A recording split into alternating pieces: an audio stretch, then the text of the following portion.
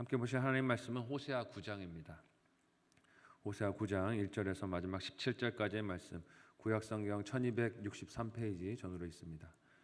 호세아 9장 1절에서 마지막 17절까지의 말씀을 드라마 바이블로 봉독하겠습니다. 이스라엘아, 너는 이방 사람처럼 기뻐 뛰놀지 말라. 내가 음행하여 내 하나님을 떠나고 각 타작마당에서 음행의 값을 좋아하였느니라. 타작마당이나 술틀이 그들을 기르지 못할 것이며 새 포도주도 떨어질 것이요 그들은 여호와의 땅에 거주하지 못하며 에브라임은 애굽으로 다시 가고 아수르에서 더러운 것을 먹을 것이니라. 그들은 여호와께 포도주를 부어드리지 못하며 여호와께서 기뻐하시는 바도 되지 못할 것이라. 그들의 재물은 애곡하는 자의 떡과 같아서 그것을 먹는 자는 더러워지나니 그들의 떡은 자기의 먹기에만 소용될 뿐이라 여호와의 집에 드릴 것이 아님이니라. 너희는 명절날과 여호와의 절기의 날에 무엇을 하겠느냐? 보라, 그들이 멸망을 피하여 갈지라도 애굽은 그들을 모으고 노브는 그들을 장사하리니 그들의 은은 귀한 것이나 찔레가 덮을 것이요 그들의 장막 안에는 가시덩굴이 퍼지리라. 형벌의 날이 이르렀고 보응의 날이 온 것을 이스라엘이 알지라. 선지자가 어리석었고 신에 감동하는 자가 미쳤나니 이는 내 죄악이 많고 내 원한이 큼이니라. 에브라임은 나의 하나님과 함께한 파수꾼이며 선지자는 모든 길에 친 새 잡는 자의 그물과 같고 그의 하나님의 전에는 원한이 있도다. 그들은 기브아의 시대와 같이 심히 부패한지라. 여호와께서 그 악을 기억하시고 그 죄를 벌하시리라. 옛적에 내가 이스라엘을 만나기를 광야에서 포도를 만남같이 하였으며 너희 조상들을 보기를 무화과 나무에서 처음 맺힌 첫 열매를 봄같이 하였거늘 그들이 바알 부올에 가서 부끄러운 우상에게 몸을 들이므로 저희가 사랑하는 우상같이 가증하여졌도다. 에브라임의 영광이 새같이 날아가리니 해산하는 것이나 아이 뱉는 것이나 임신하는 것이 없으리라. 혹 그들이 자식을 기를지라도 내가 그 자식을 없애하여 한 사람도 남기지 아니할 것이라. 내가 그들을 떠나는 때에는 그들에게 화가 미치리로다. 내가 보건대 에브라임은 아름다운 곳에 심긴 두로와 같으나 그 자식들을 살인한 자에게로 끌어내리로다. 여호와여, 그들에게 주소서. 무엇을 주시려 하나이까? 아이 베지 못하는 태와 젖없는 유방을 주시옵소서. 그들의 모든 악이 길갈에 있으므로 내가 거기에서 그들을 미워하였노라. 그들의 행위가 악함으로 내 집에서 그들을 쫓아내고 다시는 사랑하지 아니하리라. 그들의 지도자들은 다 반역한 자니라. 에브라임은 매를 맞아 그 뿌리가 말라 열매를 맺지 못하나니 비록 아이를 낳을지라도 내가 그 사랑하는 태의 열매를 죽이리라.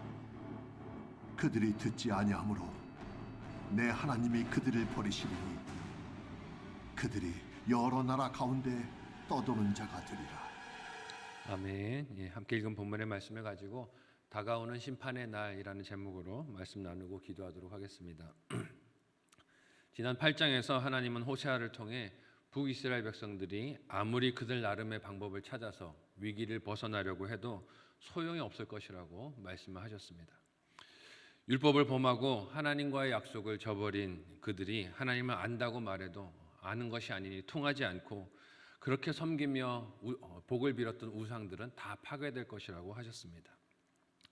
하나님을 보험처럼 여겨서 예배로 그들의 안전을 보장받으려고 해도 하나님은 그 예배를 가증히 여기신다고 하셨어요. 너희가 드리는 제물들 하나님이 기뻐하시지 않는다라고 말씀하셨습니다. 하나님은 그 예배들이 오히려 모독하는 도구가 되었기 때문이겠죠.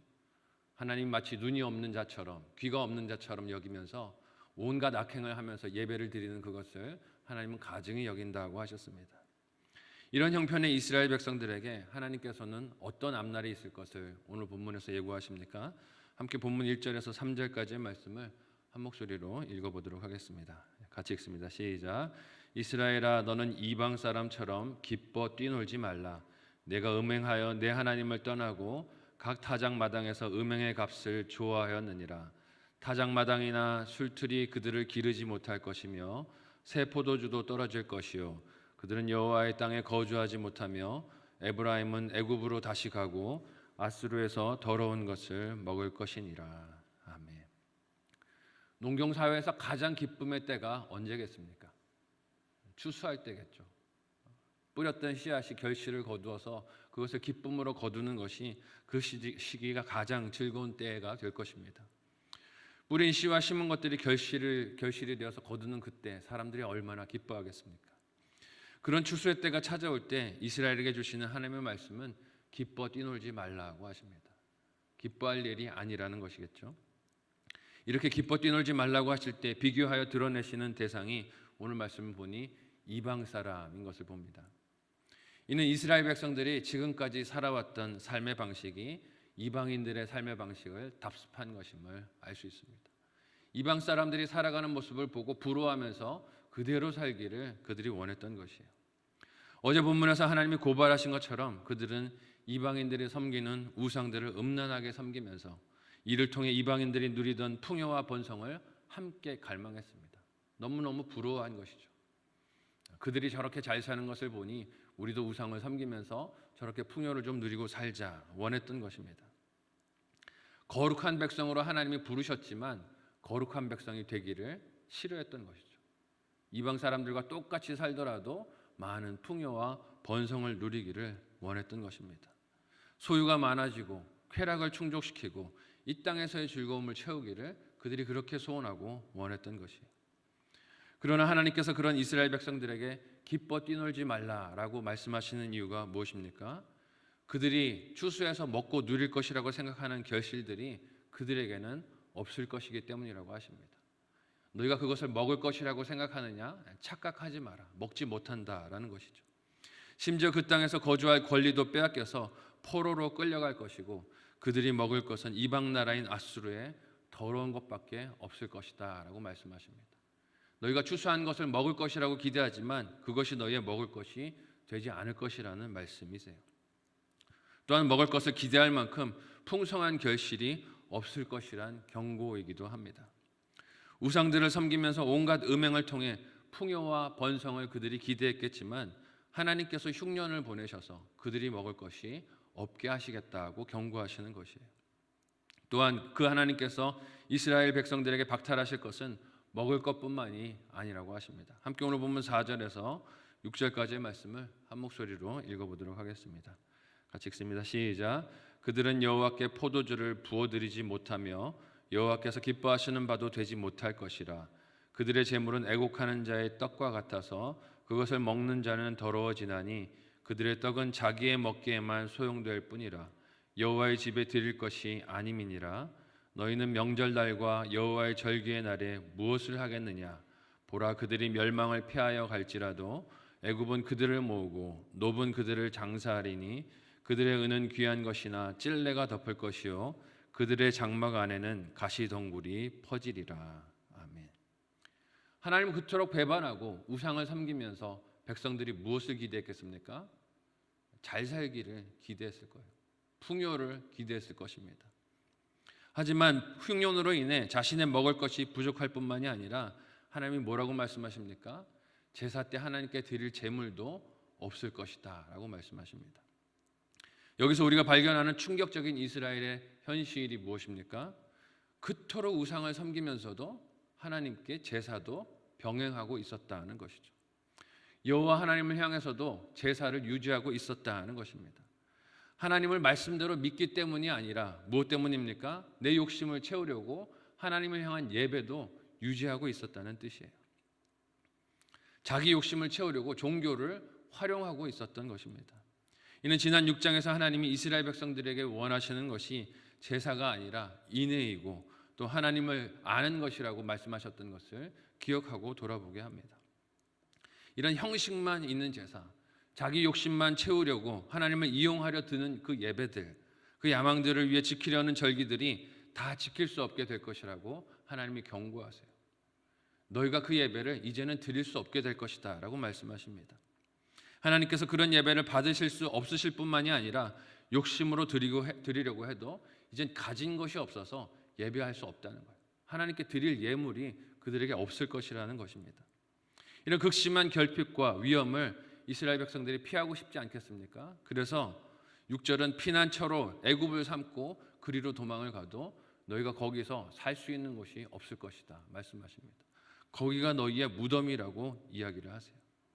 하나님 외에 다른 곳을 찾아가서 안전을 빌고 복을 빌고 보호를 빌어도 세상에 그런 곳은 전혀 없다는 것을 하나님이 말씀하시는 것입니다. 이처럼 피할 방법도 장소도 없는 흉년과 굶주림이 기다리고 있는 이유가 무엇이라고 하나님이 말씀하십니까? 함께 오늘 본문 7절에서 9절까지의 내용을 한 목소리로 읽어보도록 하겠습니다. 같이 읽습니다. 시작. 형벌의 날이 이르렀고 보응의 날이 온 것을 이스라엘이 알지라. 선지자가 어리석었고 신에 감동하는 자가 미쳤나니 이는 내 죄악이 많고 내 원한이 크민이라. 에브라임은 나의 하나님과 함께한 파수꾼이며 선지자는 모든 길에 친 새 잡는 자의 그물과 같고 그의 하나님의 전에는 원한이 있도다. 그들은 기브아 시대와 같이 심히 부패한지라. 여호와께서 그 악을 기억하시고 그 죄를 벌하시리라. 아멘. 하나님께서 이처럼 흉년과 굶주림이 기다리고 있는 것은 하나님이 예비하신 형벌의 날이 시작되었기 때문이라고 말씀하십니다. 그 형벌의 날이 이른 것은 하나님께서 그들에게 보내셨던 그 수없이 많은 파수꾼 같은 선지자들의 행동과 메시지를 이스라엘 백성들이 업신여겼기 때문이라고 하세요. 어리석고 미친 것으로 여겼다는 것입니다. 선지자들이 와서 하나님의 말씀을 전하고 때로는 호세아와 같이 음란한 여인을 아내로 맞이하여 너희가 지금 이 일을 하고 있다라고 고발하여도 이스라엘 백성들은 그 행동들을 보면서 미친 짓을 하고 있구나라고 여겼다는 것입니다. 하나님의 말씀으로 듣지 않았다는 것이에요. 나는 해당이 되지 않는다라고 생각했다는 것입니다. 왜 저렇게 이해가 되지 않는 결혼을 하고 사는가? 저렇게 어이없는 삶을 사는가라고 비판만 했다는 것이죠. 하지만 파수꾼의 역할이 무엇입니까? 다가오는 적에 대해서 경고의 목소리를 내는 것이고 그가 속한 쪽에 있는 사람들에게 준비하도록 자신이 본 것을 말하는 것입니다. 그 역할에 선지자들이 성실히 순종했지만 이스라엘 백성들은 마치 사사시대의 사람들과 같이 늘 소견에 오른 대로 살며 저런 심판은 나에게 오지 않을 것이야. 저런 환난은 나와 상관이 없는 이야기야. 나는 잘 살게 될 것이야 라는 것을 그렇게 착각하며 살았다는 것입니다. 그래서 예비된 이스라엘 백성들의 삶의 결론이 무엇이라고 말씀하십니까? 함께 오늘 본문 마지막 부분인 15절에서 17절까지의 말씀을 한 목소리로 읽어보도록 하겠습니다. 같이 읽습니다. 시작. 그들의 모든 악이 길갈에 있으므로 내가 거기에서 그들을 미워하였노라. 그들의 행위가 악함으로 내 집에서 그들을 쫓아내고 다시는 사랑하지 아니하리라. 그들의 지도자들은 다 반역한 자니라. 에브라임은 매를 맞아 그 뿌리가 말라 열매를 맺지 못하나니 비록 아이를 낳을지라도 내가 그 사랑하는 태의 열매를 죽이리라. 그들이 듣지 아니하므로 내 하나님이 그들을 버리시리니 그들이 여러 나라 가운데 떠도는 자가 되리라. 아멘. 부패하여 하나님이 세우신 파수꾼들의 그 경고를 무시한 이스라엘 백성들의 결말은 그들이 그렇게 기대하고 소망하는 안전과 회복과 승리가 아니라고 하십니다. 너희는 내 말을 다 무시하고 앞으로 괜찮을 것이다 라고 생각하지만 착각이라는 것이에요. 지금 잘 살고 있는 경제적인 형편을 바라보면서 이대로 영원히 살 것이라 기대하지만 그렇지 않다는 것입니다. 그들의 번성했고 부강했던 영광은 새같이 날아가서 다 없어질 것이고 온갖 약탈과 유린으로 나라를 잃고 그토록 믿고 의지했던 바알과 다른 우상들이 무력하게 다 부서지는 것을 너희가 볼 것이다 말씀하십니다. 비참한 미래가 심판의 날이 찾아오고 있음을 경고하시는 것이죠. 그리고 그들이 가나안을 정복했을 때 전진 기지였자 또한 그들의 수치가 물러갔던 길갈이라는 장소, 기념비가 되었던 그 장소가 하나님은 그들을 미워하는 장소가 될 것이라고 하십니다. 길갈이 이스라엘 백성에게 어떤 장소였습니까? 우리가 거룩한 하나님의 백성인 것을 할례로 인침받은 자리였습니다. 근데 거기가 하나님이 미워하는 자리가 될 것이라고 하세요. 왜냐하면 그 백성이 거룩한 백성 된 것을 수치스럽게 여기고 이방인들을 따라가며 그들의 풍요와 번성을 부러워하고 갈망하고 답습했기 때문입니다. 그 심판의 결론은 17절 말씀과 같이 여러 나라를 떠도는 포로와 유랑민이 되는 것이라고 말씀하십니다. 하나님을 떠나 우상을 섬길 때에는 그 땅에서 정착하고 번성할 것을 이스라엘 백성들이 기대했겠지만 정반대의 결과가 하나님을 배반한 죄의 결과인 것을 하나님이 보여주십니다. 오늘 말씀 앞에서 두려운 하나님의 음성 앞에서 나의 눈과 귀가 머무는 곳이 어디인지를 돌아보실 수 있기를 바랍니다.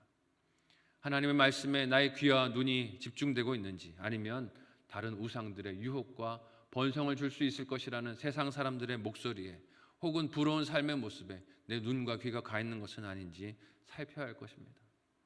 끊임없이 많이 가진 자들을 부러워하고 하나님 믿지 않지만 번성하는 자들을 바라보며 그렇게 그들의 삶을 갈망하고 동경하는 나의 욕심이 있다면 오늘 말씀이 나의 심령에 들려주시는 하나님의 경고의 음성이 되실 수 있기를 바랍니다.